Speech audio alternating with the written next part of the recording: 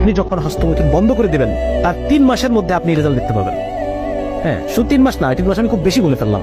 আপনি within 15 days, 15 দিনের মধ্যে আপনি টের পাবেন যে আপনি ইউর সামথিং। আপনি প্রত্যেক জায়গায় নিজেকে খুঁজে পাবেন, নিজের ভ্যালু খুঁজে পাবেন।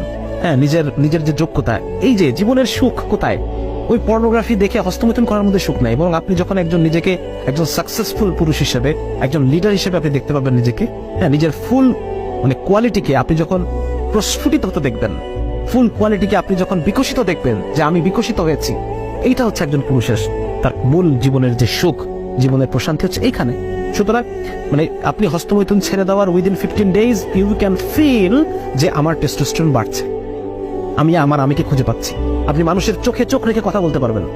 হ্যাঁ, যারা বেশি পর্ন অ্যাডিক্টেড তারা মানুষের চোখে চোখ রেখে কথা বলতে পারে না, ওই যে লো সেলফ এস্টিমের কারণে, নিজেকে হীনমন্য মনে করার কারণে সেটা করতে পারে না। কিন্তু 15 দিনের মধ্যে আপনি খেয়াল করবেন যে আপনি মানুষের চোখে চোখ রেখে কথা বলতে পারতেছেন।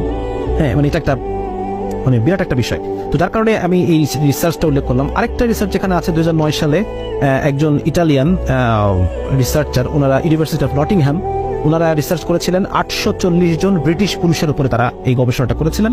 এবং উনি একজন ইটালিয়ান বর্ন পলিক্সেনি ডিমিত্রোপুলো, উনি বলছেন যে 20 এবং 30-এর ঘরে যখন মানুষের বয়স, কারো বয়স যখন 20 এবং 30-এর ঘরে, 21, 22, 23, 24, 25, 38, 39, 40, এই যে 20 এবং 30-এর ঘরে যখন বয়স, সেই সময় ঘন ঘন হস্তমৈথুন প্রোস্টেট ক্যান্সারের ঝুঁকি বাড়াচ্ছে।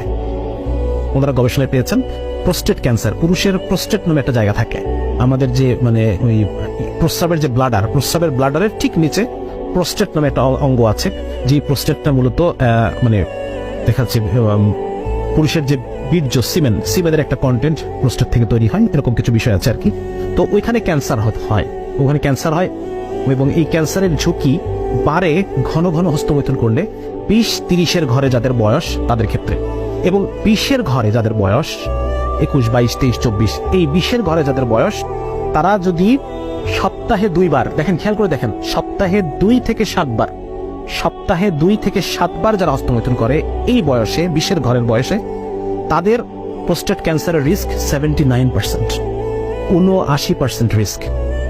যারা 20 থেকে 30-এর ঘরে বয়স, 20-এর ঘরে বয়স, প্রতি সপ্তাহে 2 বার থেকে 7 বার পর্যন্ত যারা করে, তাদের প্রোস্টেট ক্যান্সারের, বৃদ্ধ বয়সে গিয়ে প্রোস্টেট ক্যান্সারের রিস্ক 79%। এবং 30-এর ঘরে যাদের বয়স, 30-এর ঘরে যাদের বয়স, তাদের 31, 32, 33, 35 সপ্তাহে একবারও যদি তারা করে, সপ্তাহে একবার বা তার বেশি, তাদের প্রোস্টেট ক্যান্সারের রিস্ক 69%, প্রায় 69%। সুতরাং এটা একটা ফাইন্ডিং, তারা রিসার্চ করে 840 জন পুরুষের উপরে রিসার্চ করে তারা এই ডেটাগুলো পেয়েছে।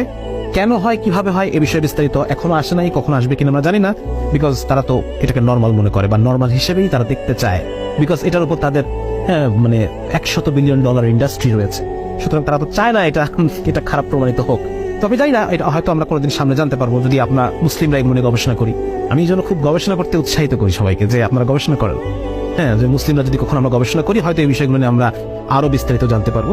তোমার কথা এটা যে এই হস্তমৈথুনের এটার পরিণতি, শারীরিক পরিণতি খুব বেশি ভালো না, মানসিক পরিণতিও ভালো না, এবং পারিবারিক যে প্রশান্তি, যেটাকে বলে পারিবারিক শান্তি, হ্যাঁ, একজন সফল পুরুষ হিসেবে যে পারিবারিক শান্তি, এটা যারা হস্তমৈথুনে অ্যাডিক্টেড, পর্নোগ্রাফিতে অ্যাডিক্টেড, তারা এটা থেকে বঞ্চিত, এটা থেকে তারা মাহরুম।